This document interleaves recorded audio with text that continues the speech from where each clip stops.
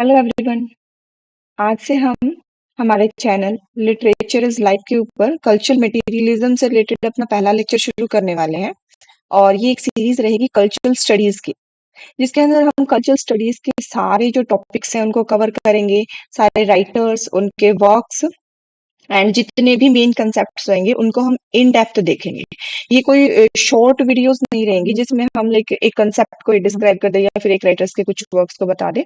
ऐसा नहीं रहेगा, बल्कि यहाँ पर हम करेंगे कि कोई भी हमने कंसेप्ट उठाया है वो कहाँ से उसका ओरिजिन हुआ है और ये किस किस से इंस्पायर्ड है, इसमें मेन राइटर्स क्या रहे हैं और इसके मेन एस्पेक्ट्स क्या रहते हैं। और साथ में ही हम इसके जो मेन मेन वर्क्स हैं उनको भी डिटेल में करने की पूरी कोशिश करेंगे। तो हमारी ये सीरीज का आज एक पहला लेक्चर है। तो ये है कल्चरल मटेरियलिज्म। तो सबसे पहले हम जान लेते हैं कल्चरल मटेरियलिज्म होता क्या है। कल्चरल मटेरियलिज्म सबसे पहले हमें पता है ये क्रिटिकल अप्रोच होती है लिटरेरी और कल्चरल स्टडीज की। तो इसकी शुरुआत होती है ब्रिटेन के अंदर। इसकी शुरुआत हुई थी ब्रिटेन के अंदर और ये 1970s से 80s के बीच की इसकी जो इमरजेंस है इसका हुआ था। और इसका इसके ऊपर इन्फ्लुएंस रहा है एक तो मार्क्सिज्म का, फिर रेमंड विलियम्स का। रेमंड विलियम्स खुद भी एक मार्क्सिस्ट कहे जाते हैं और उनको ह्यूमनिस्ट मार्क्सिस्ट कहा जाता है। और वो क्यों कहा जाता है? क्योंकि इनका जो मार्क्सिज्म था ना वो कार्ल मार्क्स और फ्रेडरिक एंगल्स के जैसा काफी रिजिड नहीं होकर के ये थोड़ा सा उनसे अलग वे में काम करते थे। ये खुद भी मार्क्सिस्ट कहे तो जाते हैं। और फिर इसके बाद आते हैं हमारे न्यू हिस्टोरिसिस्ट। उनके आइडियाज को भी उठाकर आते हैं। न्यू हिस्टोरिसिज्म हमारा स्टीफन ग्रीनब्लाट के वर्क से शुरू हुआ था, उसे भी इंस्पायर्ड है। तो ये हमारा यहाँ क्या करता है, ये एग्जामिन करता है लिटरेचर को भी और कल्चर को भी, जो कि इस ये उनको पार्ट मानता है। ये मटेरियल का पार्ट है। मटेरियल क्या होता है? मटेरियल के अंदर हमारे बेस, सुपर स्ट्रक्चर, हमारी इकोनॉमी कैसे चल रही है, उन सारी चीजों को हम मटेरियल चीजों में मानते हैं। और साथ साथ में ये पॉलिटिकल चीजों में भी काम करता है। मतलब ये अगर हम देखें इसको न्यू हिस्टोरिसिज्म से, ये इसी तरीके से अलग है कि न्यू हिस्टोरिसिज्म है ना, हिस्ट्री की चीजों के ऊपर कमेंट तो करता है बट वो पॉलिटिकल एस्पेक्ट में नहीं जाता है। लेकिन कल्चरल मटेरियलिज्म जो है वो ओपनली पॉलिटिकल चीजों के ऊपर कमेंट भी करता है, उनको अपोज भी करता है और कुछ चीजों को ये सपोर्ट भी करता है। और ये एक सोशल प्रोसेस है। सोशल प्रोसेस क्यों है? क्योंकि ये सोसाइटी से रिलेटेड है। ये अकेला कोई वर्क ऑफ आर्ट न हो करके ये सोसाइटी से रिलेटेड। मगर इसका मतलब ये है कि आप इसको अकेला वर्क ऑफ आर्ट ना माने कि ये तो मतलब आर्ट का पार्ट है और एज एन एंटरटेनमेंट हमें इसे लेना है। ऐसा न होकर के अब ये कल्चर मटेरियलिज्म क्या है, एक सोशल प्रोसेस है। ये सोसाइटी से रिलेटेड है। ये सोशल जो प्रॉब्लम्स चल रही हैं सोसाइटी में, क्या सिचुएशंस है, उन सारी चीजों के ऊपर भी ये कमेंट कर रहा है। तो इसको थोड़ा और डेप्थ में पढ़ते हैं। तो कल्चरल मटेरियलिज्म एनालाइज क्या करता है? एनालिसिस इसके अंदर क्या है? कल्चरल प्रोडक्ट्स का। लाइक कल्चर के प्रोडक्ट्स हमारे यहाँ क्या होते हैं? लिटरेचर है, ड्रामा है, मीडिया है। हम जितने भी मूवीज देखते हैं, इवन हमारे जो रिचुअल्स भी होते हैं ना, रिचुअल्स होते हैं, कुछ हम बुक्स पढ़ रहे हैं, जितना भी लिटरेचर आज के टाइम पर प्रोड्यूस हो रहा है वो सारा ही हम क्या है, वो कल्चर के प्रोडक्ट्स है। क्योंकि कहीं ना कहीं वो हमारे कल्चर का पार्ट बन जाता है। जिन चीजों से हम एसोसिएटेड है, हमारी सोसाइटी के अंदर वो चीजें पॉपुलर है, तो वो हमारे कल्चर का पार्ट है। और इन सारी चीजों को एनालाइज करने का काम कल्चरल मटेरियलिज्म करता है। और इसका रिलेशन ये किसके साथ सेट करता है? मटेरियल कंडीशंस के साथ। इसीलिए इसको कल्चर मटेरियलिज्म, कि कल्चर को किस तरीके से मटेरियलाइज यहाँ किया जा रहा है। तो ये मटेरियल कंडीशन से इन चीजों को रिलेट करके देखता है। और ये मटेरियल कंडीशन किस चीज की है? प्रोडक्शन की, सर्कुलेशन की और कंजप्शन की। कि भाई ना ये जो प्रोडक्ट्स हैं, कल्चर के प्रोडक्ट्स हैं, ये सारे किस तरीके से तो प्रोड्यूस होते हैं। फिर इनको सर्कुलेट करने में कौन कौन सी पावर्स काम कर रही है, ये किस तरीके से सर्कुलेशन इसका हो रहा है। और दूसरा फिर इसको कंज्यूम कैसे किया जा रहा है, किस तरीके से करवाया जा रहा है और इसका इफेक्ट भी क्या हो रहा है लोगों के ऊपर। ये सारी चीजें कल्चर मटेरियलिज्म हमारे यहाँ देख रहा है। It insists that culture is inseparable from ideology। तो इसका मानना ये है कि आइडियोलॉजी है, एक हमारे पावर स्ट्रक्चर्स हैं और जो हमारा इकोनॉमिक सोशो इकोनॉमिक जो रिलेशंस है ना, वो इनसेपरेबल पार्ट, मतलब ऐसी चीजें हैं जिसको कभी भी अलग नहीं किया जा सकता कल्चर से। कि हम सोचते हैं कि ये हमारा कल्चर है, तो इसके अंदर कोई भी लाइक पावर रिलेशंस नहीं होंगे, कोई आइडियोलॉजी नहीं होगी, ये तो मतलब है ना एक तरीके से अनबाइस्ड है। हम ऐसा अगर मानते हैं तो ये चीज गलत है। इसका कहना ये है कि जो हमारा कल्चर भी है ना, वो हर तरीके की आइडियोलॉजी और पावर स्ट्रक्चर से प्रभावित होता है। ये आइसोलेटेड इनसे रह ही नहीं सकता। अगर आप मानते हैं कि हमारे कल्चर के ऊपर किसी भी पावर का या फिर किसी भी आइडियोलॉजी का कोई असर ही नहीं है, तो ये धारणा आपकी है, ये गलत होगी। तो सबसे पहले अगर हम आइडियोलॉजी का अभी जिक्र आया, आइडियोलॉजी और डिस्कोर्स दो ऐसे वर्ड्स हैं जिनको अभी समझना जरूरी है। क्योंकि जब भी हम कल्चरल स्टडीज को आगे पढ़ेंगे ना, हर जगह पर ये दो वर्ड्स रिपीटेडली आएंगे, और इनका जब आपको एग्जैक्ट मीनिंग जब तक पता नहीं होगा, तो आप उसको थोड़ा थोड़ा लाइक आइडिया तो लगा पाएंगे, बट एग्जैक्टली आप समझ नहीं पाएंगे उसको। इसलिए हम यहाँ पर पहले इसको समझ लेते हैं। आइडियोलॉजी क्या होती है? What we believe, content of ideas.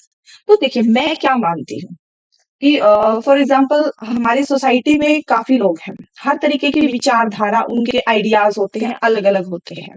एक इंसान है जो कि कहीं ना कहीं मार्क्सिज्म में बिलीव करता है। वो मानता है कि जितने भी सोसाइटी में जितनी भी प्रॉपर्टी है ना, वो बराबर बराबर सबको बांट दी जानी चाहिए। जबकि एक बंदा कैपिटलिस्ट है, उसका मानना है कि सारी जो कैपिटलिज्म है उसको सपोर्ट करना चाहिए, प्राइवेटाइजेशन होना चाहिए। तो ये दो अलग अलग विचारधाराएं हैं।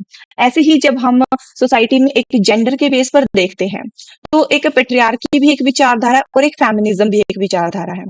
पेट्रियार्की में अगर हम देखेंगे तो वो लोग मानते हैं कि जो फीमेल है वो इंफीरियर है। ऑन द अदर हैंड जो फेमिनिज्म है वो कहता है कि जो फीमेल है वो भी इक्वल टू मैन है, उनके अंदर भी उतनी ही मेंटल पावर्स हैं, they have the same ability as men have. तो ये दो अलग अलग आइडियोलॉजी हुई। अब हम देखते हैं डिस्कोर्स। डिस्कोर्स कहीं ना कहीं आइडियोलॉजी से मतलब पूरी तरह से रिलेटेड ही है, ये आइडियोलॉजी को सपोर्ट करने का काम करता है डिस्कोर्स। तो देखिए, how those beliefs are structured and communicated. मेरी आइडियोलॉजी है, मैं मानती हूँ कि आदमी जो है वो सुपीरियर है।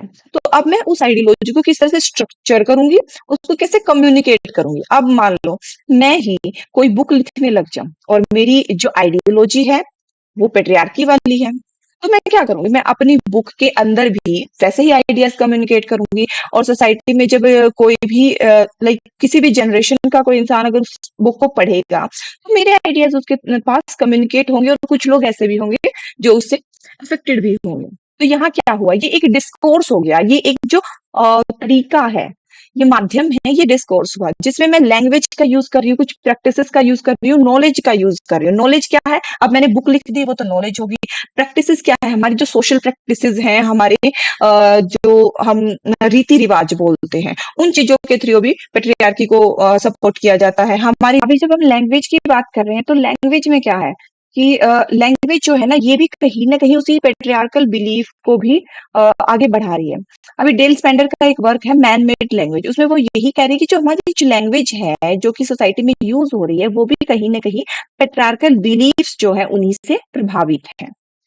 दूसरा, अब हम एज एन एग्जांपल दें पेट्रियार्की में, इस पेट्रियार्की की फील्ड में हम इसको देख रहे हैं। देखिए, आइडियोलॉजी क्या है, उनका मानना क्या है। फॉर एग्जाम्पल मेरा ही मानना है कि मैं कहती हूँ man are better decision makers than women. तो ये मेरी आइडियोलॉजी होगी। दूसरा क्या है, डिस्कोर्स। अब मैं इसको फैलाने का काम कैसे करूंगी। एवरीडे लैंग्वेज जो है, एड्स है, मीडिया है, वर्क प्लेस टॉक है, जो कि प्रेज कर रही है आदमियों को, उनको एज ए लीडर मान रही है। और फिर वो क्या करते हैं, वेमेन को इमोशनल केयरिंग ऐसी चीजों में ऐसे ऐसे मतलब उनको फ्रेम्स दे देती कि that you people are emotional, you people are good mothers, good housekeepers, और you can take care of your children much better than man. तो ऐसी अगर मैं ऐसी ऐसी बातें करने लगूं, ऐसी ऐसी चीजों को कन्वे करने लगूं एड्स, मीडिया या वर्क प्लेस में, तो उससे क्या होगा कि मैं अपनी आइडियोलॉजी को आगे बढ़ाने का यहाँ काम कर रही हूँ। अब एग्जाम्पल देखिए, जॉब पोस्टिंग। अब जॉब में किसी को पोस्ट किया जा रहा है और वहां कहा जा रहा है strong leadership qualities often unconsciously favour man.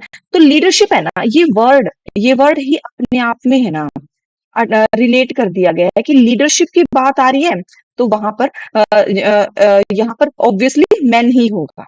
तो इस तरह के वर्ड्स को भी एसोसिएट किया जा रहा है कि जॉब में अगर लीडरशिप क्वालिटीज की डिमांड की जा रही है तो वहां पर डेफिनेटली किसी न किसी मैन के लिए ही ये जॉब है। तो ये हमारा हो गया डिस्कोर्स। डिस्कोर्स किस तरह से यहाँ पर एक एक फर्क और है इसमें। आइडियोलॉजी तो देखो हमें पता ही है कि हम जो बिलीव करते हैं। दूसरा जो डिस्कोर्स होता है ना, उसके अंदर लोगों को वो आइडियाज इस तरीके से बिलीव करवा दिए जाते हैं कि उन्हें वो समथिंग नेचुरल लगने लगते हैं। आपको पता ही नहीं चलेगा कि ये चीज भी कुछ किसी ने जानबूझकर सेट की है या फिर ये भी मैन मेड है, ये नेचुरल नहीं है, आपको वो नेचुरल लगने लगती है। तो वो डिस्कोर्स हो गया। जैसे पेट्रियार्की में है, पेट्रियार्की में अगर फीमेल अभी हम सोसाइटी में देखें तो उन कुछ लेडीज खुद ही कहेंगी कि ये तो आदमियों का काम है, ये तो औरतों का काम है। तो ये चीजें क्या हैं? ये कुछ आइडियोलॉजीज हैं जो कि डिस्कोर्स के थ्रू अब नेचुरल बना दी गई है। तो इस तरीके से डिस्कोर्स और आइडियोलॉजी काम करते हैं। अब हम देखेंगे सबसे पहले, अब हमने शुरू में देखा था कि कल्चर मटेरियलिज्म जो है वो मार्क्सिज्म और न्यू हिस्टोरिसिज्म दोनों से रिलेटेड और उन्हीं से इसका ओरिजिन भी हो रहा है। तो सबसे पहले हमें इन तीनों के अंदर डिफरेंस जानना जरूरी है। तो मार्क्सिज्म देखिए, ये सोसाइटी को इकोनॉमिक्स और क्लास स्ट्रगल के थ्रू देखता है। इसको लगता है कि सोसाइटी इकोनॉमिक कंडीशंस पे काम करती है कि सोसाइटी में कुछ लोग गरीब हैं, कुछ लोग अमीर हैं, मतलब बेस और सुपर स्ट्रक्चर है यहाँ पर। और उन बेस और सुपर स्ट्रक्चर के बीच में हमेशा क्लास स्ट्रगल चलती रहती है। दोनों ही पावर के लिए कहीं ना कहीं एक ग्रैपल करते ही रहते हैं हमेशा। ये लिटरेचर को कैसे ट्रीट करता है? लिटरेचर को मानता है कि लिटरेचर को जब भी आप पढ़ोगे ना, उसके अंदर इकोनॉमिक्स बेस का यहाँ पर रिफ्लेक्शन होगा। बेस और सुपर स्ट्रक्चर को आप कहीं ना कहीं किसी भी लिटरेचर के वर्क में देख सकते हो। अ, जैसे हम अगर कांथापुरा की बात करें, राजा राव का कांथापुरा है, उसके अंदर क्या देख रहे हैं हम कि बेस के अंदर कौन कौन आ रहा है? बेस के अंदर फीमेल्स आ रही हैं, और पेट्रियार्की क्या है, वो वहां का सुपर स्ट्रक्चर है। दूसरी तरफ अगर हम देखें तो बेस के अंदर वो सारे इंडियंस आ रही हैं और सुपर स्ट्रक्चर्स के अंदर जो ब्रिटिशर्स हैं वो आ रहे हैं। और दूसरा सुपर स्ट्रक्चर के अंदर वहां पर जो जमींदार लोग हैं वो भी आ रहे हैं। तो हम उस लिटरेचर को, अगर हम मार्क्सिज्म के पॉइंट ऑफ व्यू से उस वर्क को अगर हम पढ़ने लग जाए, तो इस तरह से हम उनको बेस और सुपर स्ट्रक्चर के अंदर डिवाइड करेंगे और उनके बीच में क्लास स्ट्रगल चल रही है, हम ऐसा मानेंगे। दूसरा अब हम देखते हैं कल्चरल मटेरियलिज्म। ये मार्क्सिज्म से निकला है, हमें पता भी है। तो ये क्या है? पार्ट है कल्चर। ये लिटरेचर को मानता है कि वो कल्चर और आइडियोलॉजी का पार्ट है। ये दिखाता है कि किस तरह से जो टेक्स्ट है ना, वो सपोर्ट भी करते हैं, रेसिस्ट भी करते हैं पावर को, और ये क्लियर पॉलिटिकल कमिटमेंट होती है इसकी। देखिए, पावर सोसाइटी है तो पावर होगी, बट यहाँ देखिए मार्क्सिज्म सिर्फ बेस और सुपर स्ट्रक्चर इकोनॉमिक टर्म्स में बात कर रहा था। अब यहाँ पर कल्चरल मटेरियलिज्म उस पावर को है ना हर एस्पेक्ट में देखेगा। उसको कहीं ना कहीं ये देखेगा कि लिटरेचर उसको किस तरीके से सपोर्ट कर रहा है। कुछ कुछ वर्क आपने देखे होंगे, वो किसी स्पेशल आइडियोलॉजी को, कुछ स्पेशल लोगों के विचारों को सपोर्ट करते हैं, या फिर कुछ स्पेशल लोगों के विचारों को रेसिस्ट भी करते हैं, कुछ स्पेशल आइडियोलॉजी को रेसिस्ट करते हैं।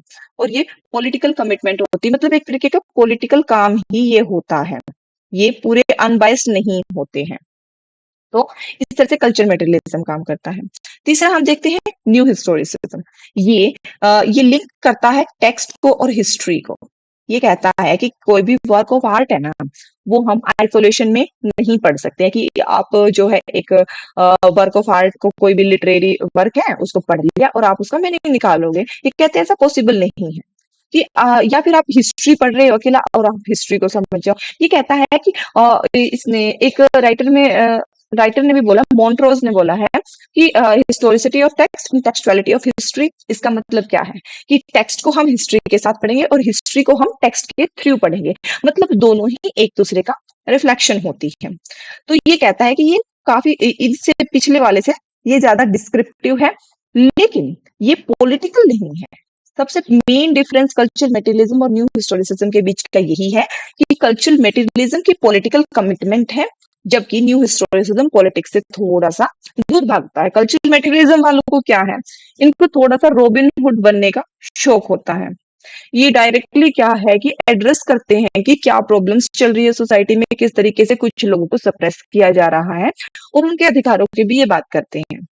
और ये बताते हैं कि किस तरह से पावर है वो करप्ट है, किस तरह से उसने काफी चीजों को चेंज किया है। जबकि न्यू हिस्टोरिसिज्म सिर्फ बताता है, डिस्क्राइब तो कर दिया इसने, बस पॉलिटिक्स में वो इन्वॉल्व नहीं होगा, कहेगा कि मुझे इस चीज से दूर रहना है, मैं इसमें इन्वॉल्व नहीं होना चाहता। ये फोकस करता है, ये देखता है कि लिटरेचर किस तरह से सर्कुलेट किस तरह से करता है, कि मतलब लिटरेचर एक जनरेशन से दूसरी जनरेशन में कैसे जा रहा है, कैसे लोग उसको पढ़ रहे हैं। मतलब एक कंसेप्ट भी है इसका Stephen Greenblatt, circulation of social energy, कि सोशल एनर्जी जो है, ये सोशल आइडियाज जो है वो लिटरेचर के थ्रू किस तरह से सर्कुलेट करते हैं with in cultural power networks rather than on resistance. तो कल्चर की जो कल्चरल पावर के जो नेटवर्क्स है ना, वो किस तरीके से, पावर कहाँ है, पावर लिटरेचर में है, उनके थ्रू वो ये किस तरीके से ये जो वर्क है, ये आइडियोलॉजीज है, ये किस तरह से आगे बढ़ रहे हैं, और ये इसका कोई रेसिस्टेंस नहीं करता है। तो ये डिफरेंस है। मार्क्सिज्म जो है वो सिर्फ बेस और सुपरस्ट्रक्चर और क्लास स्ट्रगल की बात करता है। कल्चरल मटेरियलिज्म जो है उसको सपोर्ट करता है, रेसिस्ट करता है, या फिर और उसकी एक पॉलिटिकल कमिटमेंट होती है। और ये थर्ड वन क्या है, न्यू हिस्टोरिसिज्म, जो कि हिस्ट्री को, टेक्स्ट को रिलेट करता है, जो भी आइडियोलॉजीज उनको डिस्क्राइब करता है, लेकिन पॉलिटिक्स ये नहीं करता है। ये देखता है कि किस तरह से लिटरेचर है उसके थ्रू जो आइडियाज है वो किस तरह से सोसाइटी में सर्कुलेट होते हैं, और ये रेसिस्टेंस करने से सख्त मना करता है, ये उसमें इन्वॉल्व नहीं होना चाहिए। अब देखिए शॉर्ट में अगर हम देखना चाहें, मार्क्सिज्म के क्या अंदर क्या है, इकोनॉमिक्स और क्लास। कल्चर मटेरियलिज्म के अंदर culture, ideology plus politics. New historicism के अंदर हिस्ट्री, डिस्कोर्स और लेस पॉलिटिक्स। डिस्कोर्स हमने पीछे देखा था कि क्या है, ये वो सारे वेज होते हैं जिनके थ्रू किसी स्पेशल आइडियोलॉजी को जो है वो स्प्रेड करने का काम किया जाता है, जो कि लिटरेचर, नॉलेज, मीडिया वगैरह हर चीज के थ्रू किया जाता है। तो ये तीन चीजें हमें सबसे पहले समझना जरूरी है, ये चीजें बार बार आती हैं। फिर हम देखते हैं ओरिजिन कहाँ से हुआ है इसका। तो रेमंड विलियम्स जो है उन्होंने इस टर्म को पॉपुलराइज किया है। रेमंड विलियम्स हमने देखा कि मार्क्सिस्ट क्रिटिक रहे थे, और इनका वर्क है मेन मार्क्सिज्म एंड लिटरेचर। 1977 का ये वर्क बहुत ही मेन वर्क है। जब हम रेमंड विलियम्स को थोड़ा सा डिटेल में पढ़ेंगे तो हम देखेंगे कि इनके जो मोस्टली मेन कंसेप्ट जो है ना रेमंड विलियम्स के, वो सारे इसी वर्क से निकल करके आएंगे, और इसकी डेट भी जो है यूजीसी नेट के पॉइंट ऑफ व्यू से बहुत ही ज्यादा इंपॉर्टेंट है, 1977। इसके कई सारे वर्क जो कई वर्क क्रोनोलॉजी में आ चुके हैं, तो ये हमें जरूर याद होना चाहिए। तो अब इसको आगे जाकर के है ना 1980s में जोनाथन डोलीमोर और एलन शेनफील्ड, ये दोनों फ्रेंड रहे हैं, और ये क्वेयर लिटरेचर में भी काम कर चुके हैं। ये दोनों क्वेयर पार्टनर्स थे एक दूसरे के। तो एलन शेनफील्ड और जोनाथन डोलीमोर, इन दोनों का ये दोनों क्या है, शेक्सपियरियन क्रिटिक माने जाते हैं। रेनेसां टाइम की जो स्टडीज है वो इन्होंने की है, और इनका एक मेन वर्क रहा है पॉलिटिकल शेक्सपियर। उसके अंदर इन्होंने जो है ये कल्चरल मटेरियलिज्म, इसको आगे बढ़ाने का काम किया है। अब देखिए ये रिलेटेड तो है बट थोड़ा सा डिफरेंट है, किससे, अमेरिकन न्यू हिस्टोरिसिज्म। तो हमने अभी पीछे भी देखा था ये न्यू हिस्टोरिसिज्म होता क्या है, तो ये न्यू हिस्टोरिसिज्म से रिलेटेड है बट उससे थोड़ा सा डिफरेंट है। और डिफरेंट हमने कहाँ देखा था कि ये जो है न्यू हिस्टोरिसिज्म पॉलिटिक्स की बात नहीं करता, किसी चीज का रेसिस्टेंस करने की बात नहीं करता है। और दूसरी तरफ जो हमारा न्यू सॉरी जो कल्चरल मटेरियलिज्म है वो किसकी बात करता है, ये पॉलिटिक्स की बात करता है, कुछ आइडियोलॉजी को ये रिजेक्ट करता है, कुछ को ये स्पेशली सपोर्ट करता है। तो ये थोड़ा सा रेडिकल है। तो अब यहाँ देखिए न्यू हिस्टोरिसिज्म स्टीफन ग्रीनब्लैट ने शुरू किया था, और कल्चर मटेरियलिस्ट जो है ना ये एम्फेसाइज करते हैं पॉलिटिक्स के ऊपर, सोशल एजेंसी के ऊपर मोर डायरेक्टली। तो ये चीज हम पढ़ चुके हैं। नेक्स्ट हम देखते हैं इसके मेन आइडियाज क्या रहे हैं। ये कहते हैं culture as a material practice. Material practice मतलब मटेरियल कंडीशंस, मटेरियल चीजों में बात करना, इकोनॉमिक्स वगैरह, और इसमें जो भी है हमारे बेस और सुपर स्ट्रक्चर, इकोनॉमिक कंडीशन, इन सारी चीजों की बात हो रही है। कल्चर है ना ये कहता है is not just an idea और आर्ट, कि हम ना कल्चर को सिर्फ आइडिया मान ले, आर्ट मान ले कि भी ड्रामा है, जस्ट फॉर एंटरटेनमेंट है और इंजॉय करने के लिए है। तो ये कहता है ऐसा नहीं है, बट ये एक सोशल प्रैक्टिस है, ये मटेरियल रियलिटी से रिलेटेड है। तो हमने देखा ना कि मार्क्सिज्म से काफी रिलेटेड, तो ये मटेरियल रियलिटी से रिलेटेड है। इकोनॉमी, क्लास, पावर, ये सारी चीजों को अपने अंदर लेकर चलता है। अब देखिए हिस्टोरिकल कंटेक्स्ट, ये टेक्स्ट को, ये कहता है कि टेक्स्ट को ना अंडरस्टूड किया जाता है इन देयर हिस्टोरिकल कंडीशंस के साथ में, not time as timeless work. कि आप है ना ऐसा नहीं देख सकते कि फॉर एग्जाम्पल हम देखते हैं कि शेक्सपियर ओथेलो एक हमारे पास टेक्स्ट है, ओथेलो को हमने पढ़ा और हम उसी के अंदर से मीनिंग निकाल लें और हमने समझ लिया भाई ये ऐसा बंदा था, दूसरे ऐसे बंदे थे। लेकिन यहाँ कल्चरल मटेरियलिज्म ये अपना जो हिस्टोरिकल कंटेक्स्ट वाला जो आइडिया है ना, ये न्यू हिस्टोरिसिज्म से बोरो कर रहा है और ये कहता है कि जो भी टेक्स्ट है ना उसको हिस्टोरिकल कंडीशंस के साथ हम देखेंगे, हम उसको टाइमलेस वर्क नहीं मान सकते कि भाई ये तो टाइमलेस है, ये तो हर एज में सेम काम करेगा। इनका कहना है कि वो अपने टाइम से जुड़ा हुआ है। वो जो रेनेसा एज थी उसकी क्या पावर स्ट्रक्चर्स थे, किस तरह से मोनार्की या फिर किंग्स किस तरह से काम करते थे, वो उस चीज से रिलेटेड है और वही जो कंडीशंस है वो उसके प्रॉपर मीनिंग को हमें दे पाएंगे। तीसरा हम देखते हैं पावर एंड आइडियोलॉजी। पावर और आइडियोलॉजी में क्या है, ये कहता है कि टेक्स्ट है ना रिप्रोड्यूस करता है, कॉन्टेस्ट करता है और सबवर्ट भी करता है डोमिनेंट आइडियोलॉजीज को।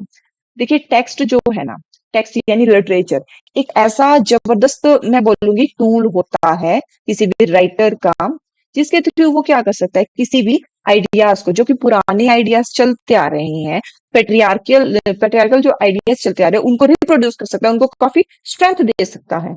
कॉन्टेस्ट उनको यानी कि रेसिस्ट कर सकता है, कॉन्टेक्स्ट कर सकता है। कॉन्टेक्स्ट यानी कि दो आइडियाज एक दूसरे से झगड़ रहे हैं, अब उनमें से कौन सा जो आइडिया है वो ज्यादा पावरफुल निकल करके आएगा, वो दूसरे आइडिया को सबवर्ट कर देगा। तो जो लिटरेचर होता है ना उसके पुराने आइडियाज को रिप्रोड्यूस करने की, उनके साथ कॉन्टेस्ट करने की और उनको सबवर्ट भी करने की हर तरीके की पावर होती है। अब देखिए ये फोकस करता है मार्जिन्स के ऊपर। मार्जिन क्या होते हैं, ऐसे लोग जो कि दबे कुचले हैं, जो पिछड़ा वर्ग होता है सोसाइटी का वो। ये कहता है ये अटेंशन देता है सप्रेस्ड, मार्जिनलाइज्ड और नॉन डोमिनेंट वॉइसेस को, यानी कि वो लोग जिनको वॉइस नहीं मिली।